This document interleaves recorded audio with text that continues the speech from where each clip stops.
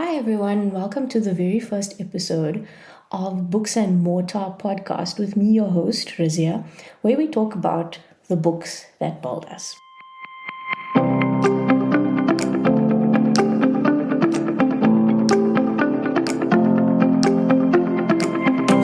Because stories that we take in throughout our lives really do build us as people. They leave a little something behind, whether we realize it or not, and that definitely shapes us as people. So this is a space that I've wanted to create for a little while to talk about books that I've read, books that I am reading, and just a general love for books, literature, and anything bookish, really. So the first book that I want to talk about is The List of Suspicious Things by Jennie Godfrey. So this is actually her first published novel, and wow, I imagine that it is everything that an author would want their book to be. It really was a fantastic read. So I'm just going to read the synopsis for you on the back of the book. So this is how it goes. Maggie Thatcher is Prime Minister. Drainpipe jeans are in, and Merv is convinced that her dad wants to move their family down south because of the murders. Leaving Yorkshire and her best friend Sharon simply isn't an option, no matter the dangers lurking around their way, or the strangeness at home that started the day Merv's mum stopped talking. Perhaps if she could solve the case of the disappearing women, they could stay after all? So Merv and Sharon decide to make a list of all the suspicious people and things down their street. People they know, people they don't. But their search for the truth reveals more secrets in their neighborhood, within their families, and between each other than they ever thought possible. What if the real mystery Merv needs to solve is the one that lies much closer to home? So Jennie Godfrey was actually born and raised in West Yorkshire in the 1970s. She says that this book is a love letter to Yorkshire, and it really reads like one. She's dedicated this book to the victims of the Yorkshire Ripper, a man named Peter Sutcliffe, who her dad actually knew personally. But obviously, he didn't know that he was a serial killer. But obviously, that added to the horror because it brought it so close to home, that a serial killer could actually be somebody that you know and that you see every day, and you never think that of them. So there's a lot of Yorkshire isms, if I can say that, in this book. Jennie Godfrey uses a lot of slang that I imagine was predominant at the time, and it makes for very interesting reading. I really enjoy books like that have a lot of jargon in it, especially the Yorkshire and the British. I just find it quite interesting. So the book is probably aimed at a British audience, and probably even more so Yorkshire audiences who grew up there in the 1970s, right? As there's a definite air of nostalgia for simpler times while you're reading the book. And even I felt this, and I didn't grow up in Yorkshire in the 1970s. I grew up in South Africa in the 1990s. But even I could feel the vibe and the atmosphere. She really manages to create something there. So this podcast does have like some spoilers. I don't think that I could really talk about the book at the level that I would like to without there being some spoilers. But there was one major event that I did try and just not sort of spoil for you, but there are then minor spoilers throughout the book, right? Throughout the podcast. So the book follows 12-year-old Mavis, or Miv, as she's affectionately known by everyone, who lives in Yorkshire. She lives with her dad, her mum, who's going through a period of severe depression, and also her auntie Jean, who stepped in to fill the gap when her mum sort of closed in on herself. So Miv has a bit of a difficult time of things at home. She always describes her home as being silent, and she goes out often, I think, just to escape the quiet. So her auntie Jean is actually a really great character. She's very upright, she's very opinionated, and she's super disapproving about everything and everyone. So Mo says that it's amazing how just a slight shift in Auntie Jean's posture can register her disapproval of something. So the Yorkshire Ripper appears during this time in Merv's life, and naturally Yorkshire is terrified and obsessed with him.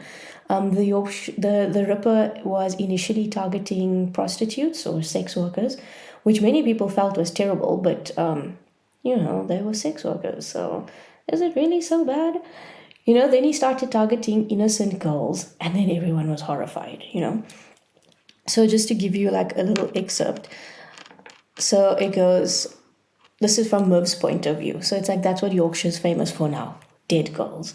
Oh, and not just dead girls, those types of women. So this seems to actually have been a prevailing opinion at the time. At the beginning of the book, the news reports on another victim, a 20-year-old Josephine Whittaker, who was actually different to previous victims because she was not actually a sex worker. So the book uses the word prostitute, which obviously has then very specific connotations attached to it. The more like PC term is sex worker. So again, from Miv's perspective, I had felt her death like she was someone I knew. Perhaps this was because of her age. She was young enough to still be called a girl by the men on television, and not so many years older than me. Perhaps it was because of the way she was described with words like innocent and respectable. She wasn't one of those types of women, as Auntie Jean had called them. So Jennie Godfrey does this a lot throughout the book. There are lots of very heavy themes in here, but she handles them with a lot of care and subtlety. She often just like sort of presents a situation to you, and then she leaves it up to you as the reader to decide on the morality of it. It can be very frustrating, but I like the way that she does it. So Merv and Sharon do, of course, pick up on a lot of things, but because they're 12 years old, they have a very innocent and incomplete understanding of what's actually happening, even if they feel that it is suspicious. So what I would say for Sharon, though, is that she's the only person in the book who actually expresses any kind of anger, that the Ripper's victims are not viewed in the same way. So Auntie Jean refers to the prostitutes as women, but the other victims are called girls. And that word girls like sort of intimates an innocence and purity that the women don't necessarily have. So the police don't actually seem to be getting any closer to catching this guy, and Merv's dad was considering moving the family down south, which means to London, for their safety. So Merv really doesn't want this to happen, and she decides that she's going to try to catch the Yorkshire Ripper by making a list of everything and everyone they deem suspicious and then investigate them with her best friend Sharon. So Sharon holds a very special place in Merv's life. I think that she's pretty much everything to her, and she's one of the few people who actually see Merv. Her home life, so Merv's home life is unstable at best. She often gets overlooked. But Sharon really cares for her friend. She compliments her. She makes her feel good. And I can understand why Merv wouldn't want to give that up by moving. And already, though, throughout the book, you kind of see that Sharon is embracing the shift to adolescence much more readily than Merv. And her interests then also seem to be shifting, which really scares Merv because she starts to feel them growing apart. And I don't think that is something she would really be able to handle. So that's like sort of an ongoing theme throughout the book as well. Growing up, really. So the first person who goes on Merv and Sharon's list is Mr. Omar Bashir. So there are some places that they include on the list as well, but I'm only going to go through the people because I think that you'd get a better understanding of the places when you actually read the book, right? So the reason for Mr. Bashir's inclusion is that he has dark hair, he has a moustache, he has dark eyes, he's not from around there, and he drives a Ford Corsair. Okay, so again, from Merv's point of view here, there had been no mention of the Ripper having brown skin, but there were lots of references to his black eyes and his dark stare and his bushy dark eyebrows and his swarthy complexion in all the descriptions I had read of him. Most people I knew were peculiarly afraid of anyone with darker skin than their own. It was suspicious by itself. So that passage, it really just kind of says it all, doesn't it? People are wary of someone who doesn't look and sound like them. And Mr. Bashir and his son Ishtiaq are from Pakistan. So they're very different from the locals, like in every possible way. Eventually, Merv says that people settle into an uneasy acceptance of his presence as long as he keeps himself to himself. So another excerpt from her point of view. Auntie Jean had said, I'm sure they're very nice, respectable people, but I hope they keep themselves to themselves, which seemed to sum up the feelings of most of the people in our neighborhood. So Merv acknowledges that sometimes the way society behaves doesn't quite make sense, but people seem to go along with things anyway. And I think that as we grow up, that is something that we tend to absorb, and we just continue with certain kinds of behavior, and we don't actually question it. So this is what she says about it. I wondered where the rules had come from. The rules that said that pretty girls didn't like out with poor girls or clever girls. The rules that said that boys and girls couldn't be friends. And certainly not white girls like me and Sharon and brown boys like Ishtiak. I couldn't work out how I had absorbed these rules and why I still abided by them. So I feel like that's actually quite an insight for her. As a 12-year-old, it makes you wonder what kind of behaviors you've perpetuated from, maybe family and friends, people that you hang around, that maybe you don't feel quite right about, but you've never actually questioned. And why do we continue perpetuating these behaviors? So ultimately, even though Merv and Sharon acknowledge that Mr. Bashir is the nicest grown up they know, he goes on the list simply because he looks different. Okay, so Mr. Bashir is probably the nicest character in the book. He's really kind, he's compassionate, he's accepting of other people, but he's also the victim of hate crimes. So, although heartwarmingly later on in the book, there is a change in the way people receive him and his son, because after a period spent away, after a particularly nasty incident, people realize that they've actually missed him. And he's really become a part of their community, in there going to his shop every day and maybe having a little chat. So suspect number 2 becomes Mervyn Sharon's teacher, Mr. Ware. Their reasons for adding him are that he has a moustache, he has dark hair. So you can see it's a lot about appearance here. He's always angry. The newspapers say that the Ripper is angry, and he's not from Yorkshire. So again, there's the idea that the people who are not from Yorkshire are not to be trusted. I can't understand why Merv adds her teacher. He's a bully.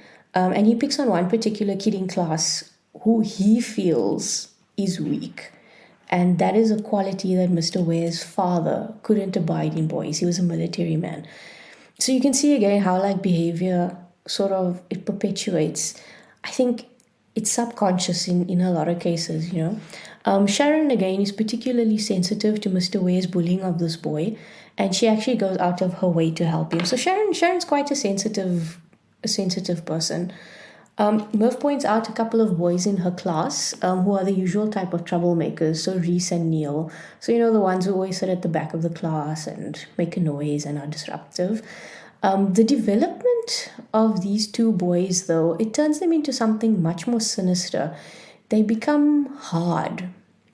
So Merv becomes aware that they are capable of extreme violence, especially when there's an incident at the swimming pool that almost results in one of their classmates dying. So Reese and Neil, eventually they shave their heads and they start wearing these green jackets and boots that Merv says looks like a kind of military uniform. And then she says that she's actually quite scared of them, a feeling that intensifies after she has a somewhat violent encounter with Reese.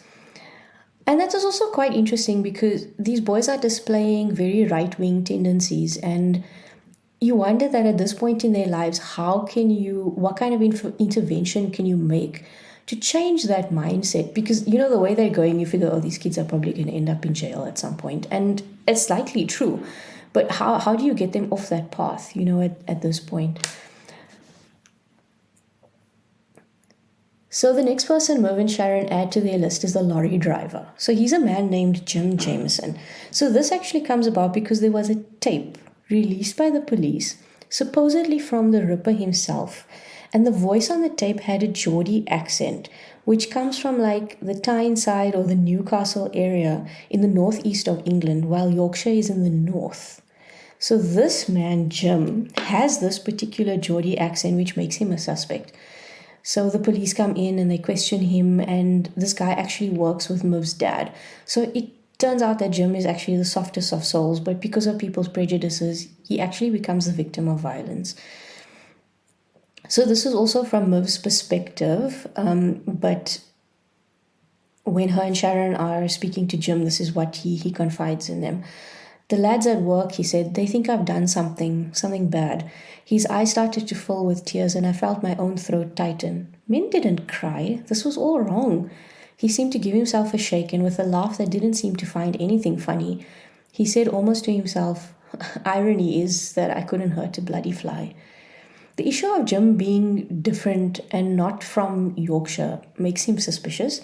And it's made worse by the fact that the Ripper supposedly had an accent like he did. He was eventually cleared by the police, and he received a letter from the governor saying that he was innocent. And he actually felt that it was necessary for him to carry that letter around with him after that, because he was afraid that he would be the victim of more violence. So about halfway through the book, as the Ripper's victims start to escalate, Auntie Jean tells Merv that she needs to keep her wits about her when she's out. So generally, throughout this book, kids are just out and about without any adult supervision or anyone really knowing where they are or what they're doing. So this is actually pretty good advice, because they just take their safety for granted, right? Which is, I mean, honestly, living in South Africa, a luxury I wish that we had. So there's a woman who states at some point, though, that they should actually tell the men to stay at home at night instead of the women, because the women aren't the murderers. And this is like, the tireless argument that women are still expounding today, that women suffer because of the bad behavior of men. And it's just, it's infuriating. So Merv is also told that she needs to look out for herself. So halfway through the book, a new boy starts at Merv's school, and she's quite taken by him, right? So she meets his mother, who has quite a posh accent, and Merv thinks that she is just stunning, and she describes her as elegant and glamorous. So she also uses different words, which makes her seem more exotic. Her son, Paul, was at a private school, but then he transferred to the local school with Merv and her friends. So this is actually a sweet little interlude, because it reminds you that Merv is a girl. She's 12 years old, and she's going through all of the normal growing pains of adolescence against this very serious backdrop of trying to catch a serial killer, which is, I suppose, not a standard experience or event in a 12-year-old's life. So the next suspect to go on the list is actually the librarian. Her name is Helen Andrews. So she's added, I think she's the first woman actually to go on the list. So she's added because she has mood swings, she acts suspiciously, she has a black eye, and Merv and Sharon actually wonder if she's hiding something. So the reason that they add her to the list is that they came across an article in the newspaper about the women in the Ripper's life. And I thought this was actually quite interesting. The fact that he must have a wife or a mother or a daughter who may be exhibiting suspicious behavior, like they're hiding something. So as she thinks about the women in their lives, Merv comes to this thought. I considered all the women in our lives, apart from Hazel Ware, they all seem to be the same shape and size of drudgery, a kind of wallpaper to our lives with nothing that stood out as being of interest to our investigations. It was almost as if they were a different species from us. I couldn't imagine them having the kind of secret inner life that I had, and that the wife of the Ripper must have. I was surprised to find that I felt strangely sad about this. Was that what we had to look forward to when we grew up? So Merv is talking about the secret inner life that she had. She's talking about their investigation into the Yorkshire Ripper, and she's worried that she's going to become a very boring, forgettable person when she grows older. And that was quite interesting, because we look to the older women in our lives to kind of see what could your future possibly hold. And sometimes maybe the example is not very attractive, or, something that you feel you can look forward to. So she also says, it seemed the older we were getting, the smaller our lives were becoming. Adults all over the place had started asking where we were going and what we were doing. And not just us, all girls. So I really liked that little passage, but it also made me sad. We lose some of the best part of ourselves, I think, when we leave our childhood and we take on, as Merv says, the drudgery that can at times be adulthood. Because, let's face it, adulthood is way overrated, right? And as girls grow into women, we become more vulnerable to the bad behavior of men. And we are somehow always dealing with the consequences of it. Our movement is restricted, our clothing is restricted, our behavior is restricted, everything is sort of then analyzed and scrutinized about us as women, who are actually the victims, but the men who are the perpetrators of bad behavior are not scrutinized. And it's one of those very, very sad things in the world. So, of course, Helen is actually hiding something, right? She has a pretty dark secret that I sometimes think that she wishes she could even hide from herself, right? So, this was not a fun arc for me to read, but honestly, I don't think it would be for anyone. Naturally, Sharon and Merv don't know exactly what it is they're seeing, but later on in the book, things actually start falling into place for them as well. So, the next aspect on the list is actually the vicar, Mr. Spencer. So Merv and Sharon suspect him because they saw him in a place called Chapeltown when they made a not entirely sanctioned visit there. And the Ripper is known to operate in this place called Chapeltown. So also you figure that some shady things are going down when your vicar appears in a different town going into rundown buildings. And of course, Mr. Spencer then also has dark hair and he used to sport a moustache, but he since shaved it. So the girls also feel that he's too good to be true. And when something seems too good to be true, it often is, right? So Merv attends a type of church camp during her holidays, and then she notices some odd things about Mr. Spencer, and she thinks he may actually be sick. So this again speaks to the innocence of Merv's outlook on life, whereas you as the reader can probably quite easily gather what his problem actually is, much to the embarrassment of his poor wife. So, amongst all of this, there's also a growing right wing movement in the village.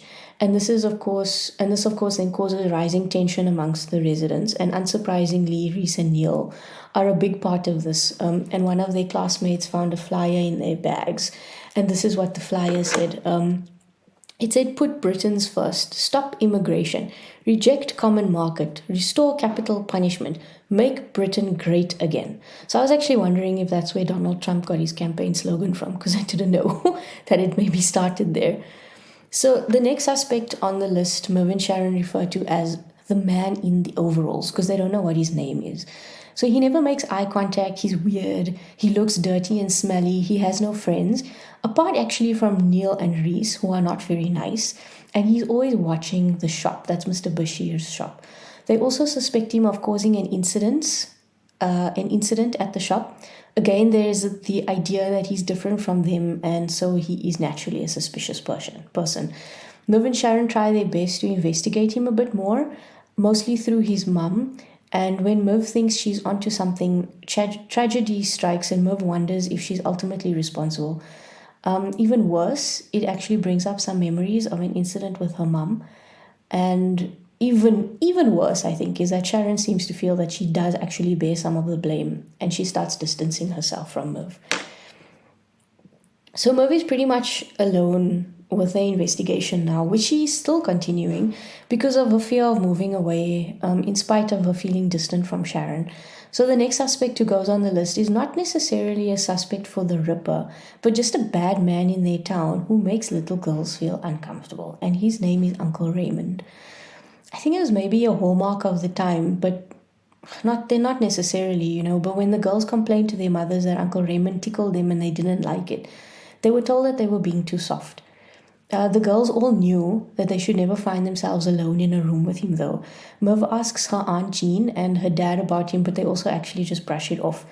So Merv then comes up with the plan to do something. And this is to have one of the younger girls end up alone with him to see what he would do, which honestly I thought was just the worst idea ever because so many things could go wrong there.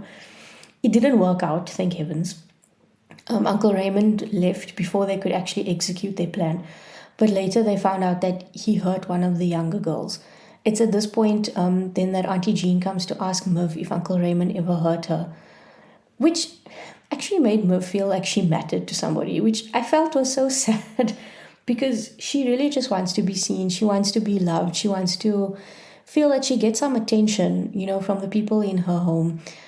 So after feeling isolated from her friends now and her mother and the guilt that's consuming her, I think she really just needed that moment to feel loved, essentially. So the next person who goes on her list, I think was very difficult for her to put on, but it was actually Merv's dad. So she comes to know that he has a secret. He keeps disappearing, and she's pretty sure that it's not to the pub. He's being questioned by the police, and Merv wonders if he is hiding in plain sight. So this is a concept that comes up a lot in the book, And it's an interesting notion that you never really know a person or know what's going on in their lives. You could see them every day and they could seem perfectly normal to you, but they could actually also be hiding something. And Miv is now terrified that it's her father who's hiding something. So everything she sees now makes her wonder if he's the Ripper, which must feel really terrible. So one night she decides to follow him to see where he's going, and by the end of the evening, she doesn't feel like she knows her dad at all anymore. So I'm not going to tell you what happened specifically, but what I respect is that as young as Miv is, she actually confronts him about it later in the book, which I thought was really brave of her and also good for her to gain some understanding and closure on the situation. So Miv is quite young, but I feel like her life experiences have matured her in ways beyond her years. So the last suspect who's placed on the list is a place. Okay, so it's called Healy Mill, and I include it because there's a bit of a climax of the book that actually happens here at this place, right? So while Miv and Sharon have been here before, their investigations were interrupted by a security guard. So the mill is on the list because the girls felt that it would be a good place to hide a body. Miv goes to the mill on her own this time, and she discovers that it's a hideout for some of the nationalists in the village. And she finds some flyers and the same flyers about making Britain great again and bits of metal piping, which was actually pretty ominous. So luckily, her friends come and find her, but they're soon joined by Reese and Neil. So Reese actually throughout the book has developed an attraction to Sharon, which you can imagine is pretty dangerous for Sharon, especially because of her and Miv's closeness to Ishtiaq. You don't really want the attentions of somebody like that. So the situation escalates and it ends in yet another tragedy for the town. I won't lie, this one hit me pretty hard.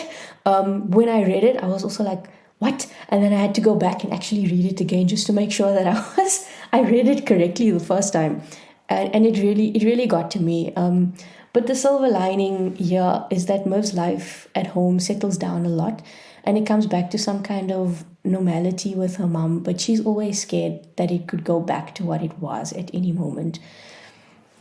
So Miv's mum, as I mentioned, is suffering from a pretty serious depression, right? And she has like episodes where she maybe feels a little bit better, and then there's some days when she's actually really bad, and even some periods of time when she has to be admitted to the hospital. And I'm sure that there's a lot of judgment, going on about Miv's family in the town. But there was something that Sharon's mother, Ruby, said that really stuck with me. And this was actually a very nice way to describe, a mental health issue. So she said this about Miv's mum. I used to look at Marianne and judge her, think she should just pull herself together. Now I realize she had no choice, that sometimes things happen that you just can't get over or snap out of straight away. Now I just feel admiration that she kept going, kept living until she was ready to come out of it. What a beautiful way to view a person who is suffering from a mental illness. Very often, we become frustrated with that person, but until we experience something similar, I don't think that we can actually begin to understand what it is that they're going through. So mental health, wellness, it's a journey, it's not a destination. And this is just an example of Jennie Godfrey's thoughtful writing. So in case you're wondering, they do actually catch the Ripper in the end. Not Miv though, the police catch him. So this book is written so simply and so succinctly that if you are reading too fast, you may actually miss things. It's as beautiful as it is sad, and how through and in spite of all the trauma, we can still heal and come out of it as a better version of ourselves. It leaves you with a warm feeling, and I'm sure it will stay with you long after you've finished it. So the book is published by Penguin Random House, and it's available at all major bookstores. I actually saw it at Bargain Books where it piqued my interest. I saw that it was like a new author, and I just checked it out on Goodreads, and it had actually gotten a good review, like I said, of 4.33. So that's out of 5, by the way. And so I thought I'd give it a try, and I'm really glad that I did. It's priced at about 340 Rand. That's for the paperback, but you can find it a bit cheaper on Take-A-Lot if you're willing to pay the delivery fee. Otherwise, buy a cart for 500 Rand and you get free delivery. But this one is a highly, highly recommended read from me. So if you can get your hands on it, please give it a shot. So thank you for listening. I hope that you enjoyed the episode, and until next time, this is Books and Mortar with me, Razia, your host, where we talk about the books that build us. Goodbye.